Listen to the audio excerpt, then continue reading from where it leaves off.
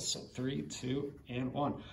Well, Andy, great drive here to Marathon City today. Welcome to Marathon Monday here at WSAU, WSAU.com. I guess, first off, thanks for having us here. It's, my first time actually being in Marathon City like this in quite some time, and things are changing a little bit. You've got some few master plans that you're working on, but you've also got a lot of struggles that you and I were just kind of talking about a little bit. First off, just give us the elevator pitch for somebody. What are you going to find here in the village of Marathon City? What is there to do here as you come out of Wausau and stretch your legs a little bit? Well, when you get outside of Wausau here, you kind of head west. We're kind of known as the village on the hill because when you drive down Highway 29, the village is set up on the hillside here, just above the Rib River, and you see the huge church steeples for St. Mary's here in town. So it's kind of an idealistic type view of the community. But when you actually get into the community, what you're going to find is we're kind of an employment center for the region. On a daily basis, there's about 2,000 people a day that come to work here in town. We're fortunate that we have 3 family-owned, very large businesses in town that are either regionally or nationally recognized in their given business. So Marathon Cheese Corporation is the largest employer in town here. They are the largest cheese packaging company in the country. And they have locations not only here, but Medford and other locations outside of the state of Wisconsin. We've got County Materials Corporation, which is a very predominant name here in central Wisconsin, but also throughout the state, and then also in other states in our region. So they're a very large concrete aggregate landscaping type company, headquartered here in Marathon City. And then you have Menzner Hardwoods, which is probably the 2nd or 3rd largest employer in town. And they are the largest hardwood millwork in the country. And they have multiple locations in our region and then also outside of the country. So what you're going to find is there's a lot of job opportunity through those 3 companies. But then there are a number of other smaller companies in our business park and small businesses in town that are all seeking quality employees. So there's an employment opportunity here if you're looking for that. From a residence standpoint, it's a great place to live. It's a very safe community. About 1,570 people live in town here. Combination of apartments and single-family homes, some duplexes. That's an area of focus for us. We're trying to grow the housing base within the community and improve some of the housing stock that's a little bit older. But it's a great community, and we've got a great school system. We have the Rib River, which runs through town. It's a great opportunity for outdoor recreation in terms of canoeing and kayaking. I also understand there's a lot of good fishing along the Rib River. I'm not a fisherman myself, but my neighbor is, and just the variety of fish that he catches down there is amazing. Everything from walleyes to muskies to panfish to all sorts of things. So it's a great resource, and people that want to canoe and kayak that can basically get from Athens down the Rib River all the way down to Lake Wausau by following that path. So there's a variety of things that you can do in town here. And talking about fishing, I'm not a fisherman either, but as long as you can kind of enjoy the catch after the fact, which I'm sure you get to every now and then, I'd say that's successful, right? Yes. Absolutely.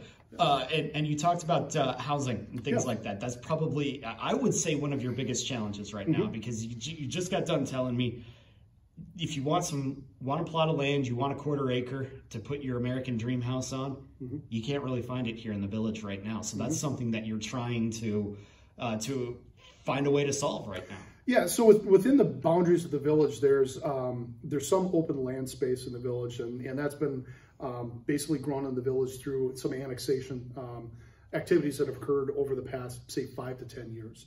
And basically, we're talking about farm field that has an opportunity to be developed. And we've had conversations with both developers and the landowners about kind of getting them together and putting those opportunities together. The challenge is the infrastructure required to do it. Water, sewer, streets, power, telecommunications, so everybody has high-speed internet and those types of things. And when you start putting all of those cost metrics together, you have to have a certain density of homes in order to justify that type of investment. And then the village obviously wants to participate and support those projects. So how we do that, how we partner with the developer, how we would partner with the landowner to make that a reality is something we've been focused on for the last couple of years. And we've got a lot of other things that we're doing in the community, but housing, having students in our schools, having employees available for our employers is a big driver for us, and quality of life related to the house that you're living in or the community that you're living in is important for us. But yeah, housing is definitely a challenge. I think as of this morning, there are 0 houses for sale in the village. The ones that were for sale sell very quickly.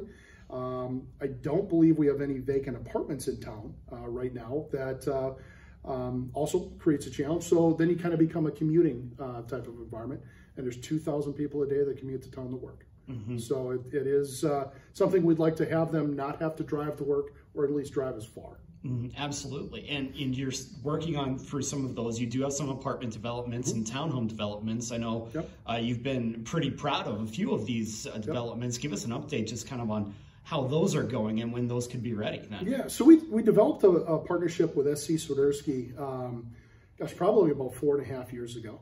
And they put up an apartment unit on the north side of town in our business park, and put in, I believe it's 30 units for apartments, 1, 2, and 3 bedroom homes. And what we were looking at with them is there's some other land around that particular development that is available. We sold that to them late last year. Their plans are to begin construction potentially this year or early next spring. And that would bring another 32 rental units out there.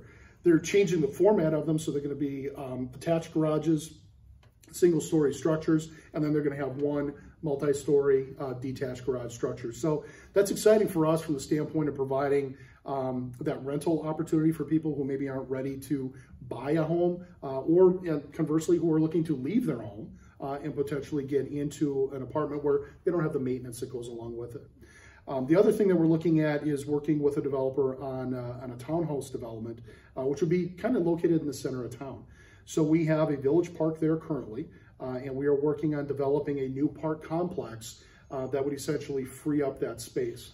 And we're looking at what is the best utilization of that space to address some of the needs they would have in our community. And we were presented with a housing project opportunity on that acreage, which would put 32 townhomes on there, would increase the density of housing there, would bring a good amount of tax base to the village, but more importantly, provides an opportunity for people to either make their first home purchase or their last home purchase in that particular development, and be close to the library, the swim center, the downtown corridor, the schools, and honestly, some of the employers that are right in the area there. So that's a big focus for us. And then we're looking at a couple of single-family suburban subdivision type developments also. And we're working with some developers and landowners on that. So we've got 3 different types of housing efforts that we're working on in the village. And with all this going on as well, you're trying to boost some of your retail space also. There is not a grocery store here. You don't have a hardware store here. Correct. All that stuff you have to drive to Wausau or somewhere else for. And you're looking to change that as well. We are. So the village about 4.5, 5 years ago acquired a large chunk of land, basically an entire city block in the center of town, working with a grocer to basically bring a new grocery store in town. Unfortunately, that grocer ran into some financial problems, wound up having to remove themselves from that project. We've been working diligently since then to identify partners that can come in and basically fill that void. And we've had a number of people that have kind of stepped forward with that. And we made some announcements about a year ago related to that. We actually went to bid on that project in February of this year. And if you're building something right now, construction prices have gone up, in some cases, significantly. And unfortunately for us, that project came in at about 46% over what our pre-bid estimates were. So when we did all the math and worked through that with the partner that we were working with, that wasn't a supportable business case for them. We've been working since then to try to figure out what we can do to actually get it back on track. And we've made some progress in that area. We're not completed yet. We're not giving up on that project. It is very important for us to fill those retail voids in our community and actually provide that, to the residents here and the surrounding community, because we're surrounded by a rural township environment. Not all those people want to drive to Wausau or Rib Mountain to get their groceries or to buy hardware or to buy other things. So we view that as an opportunity to really serve not only the village, but the broader surrounding area. Yeah, I think that really goes kind of hand in hand with what we also talked a little bit about broadband before we went on here. Not everybody has broadband. Not everybody has access to it. Not everybody wants to go someplace like Wausau just so they can get it. You want to fill that void there as well. Not everybody wants to drive into town. You want them to be able to say, okay, Marathon City's a little more convenient, and we'll spend those dollars there. Correct. Yeah, so we have 2 telecommunications providers in town today that are wired communications providers. So you got Frontier and you have Spectrum Charter. Both of them provide a level of service within the community itself, but once you start to get outside of the community, their capacity diminishes. We have a wireless provider in town here, which is Air Runner Networks. They provide a Wi-Fi type approach to network connectivity for people outside of the village. And I think there's some people, honestly, in the village that probably are on their system also. The challenge is bandwidth and being able to build out that bandwidth and drive that infrastructure, not only within the community, but outside of the community, so that you can have people who are relocating from other communities, whether it's a Chicago, a Minneapolis, or something like that, who are looking to improve their quality of life, but maybe still work for the company that they're working for. If you have the infrastructure to do that through broadband, you can work anywhere.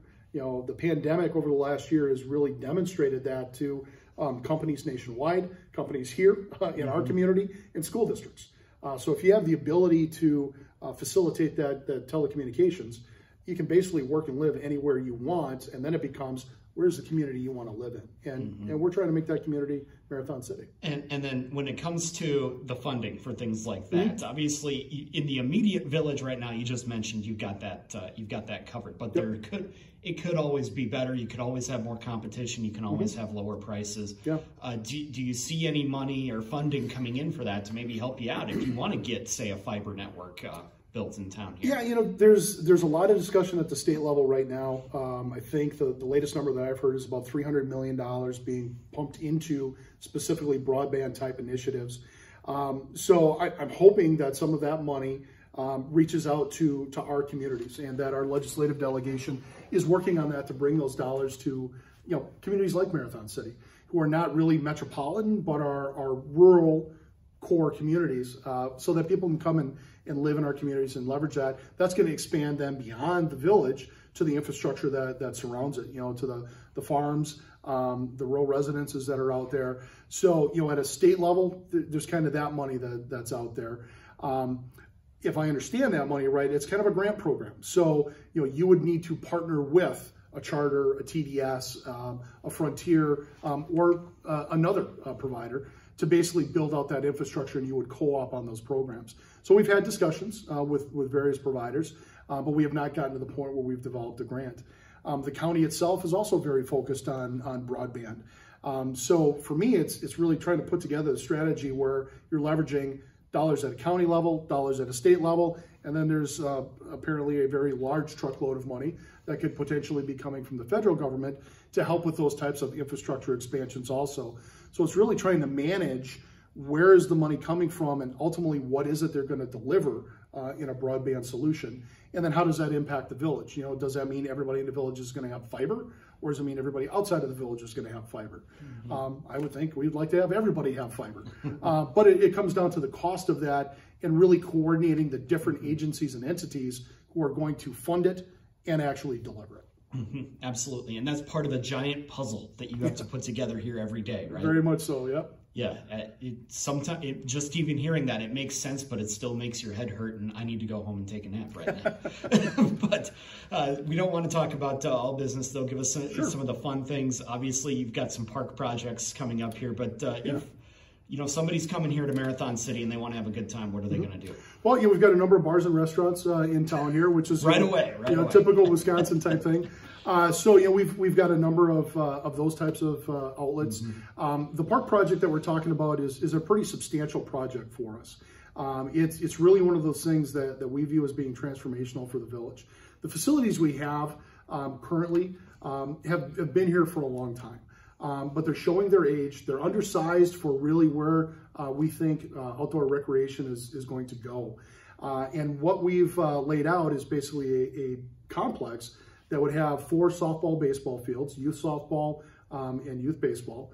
Would have 2 outdoor basketball courts, and believe it or not, in Marathon City, with all the basketball history that we have, there are no public outdoor basketball courts. Really?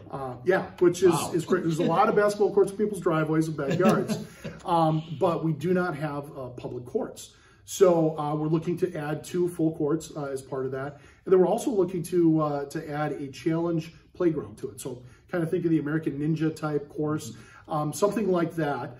That provides a different recreational opportunity for, you know, the 10-year-old to 16-year-old to actually entertain. And, you know, really adults of any age can use that course for physical fitness and everything. So our current park right now is about 4 acres. What we're looking to go to is something that's about 14.5 acres. It is going to be located next to a new daycare facility, which is currently under construction, which will provide an opportunity for those employers to attract employees to town that have children and they have a daycare need. So we'll have a facility right here in town. So we're kind of co-located on a parcel of land out there. But that particular recreational complex will be able to bring youth tournaments to town here. We'll be able to work with the Wausau Visitor and Convention Bureau on the state softball tournaments that they bring to town, where they have some capacity issues at Sunnyvale. So we've had conversations with various individuals in the Parks Department at CVB about, you know, how can we co-op and utilize those. But for us, we've got a lot of travel baseball and softball teams in town. So having them have the ability to host some tournaments in town so they don't have to travel and bring those other teams to town to help support the local economy and basically expose some of those people to our region with everything that goes on here is a big driver for us. Then the other thing is the park currently is the historic home of the Marathon Fun Days, which is a Labor Day event that has occurred for the past, I believe, 63 or 64 years. And it's sponsored by the American Legion and the American Legion Auxiliary. And it's a big festival. So there's live music, food, drinks, a big carnival. They put it all together. It is wedged and shoehorned into the current facility. Right. So the new facility is going to be larger. It's going to offer more open space for the carnival to bring all their bigger rides that they can't bring to town now. Also provides opportunity to maybe I guess grow some of the live music options that we have, and gives the planners of that event a lot more flexibility in how they operate. Where right now you can only do it one way because it's kind of wedged into the site it's in. So we're viewing that as kind of a positive thing.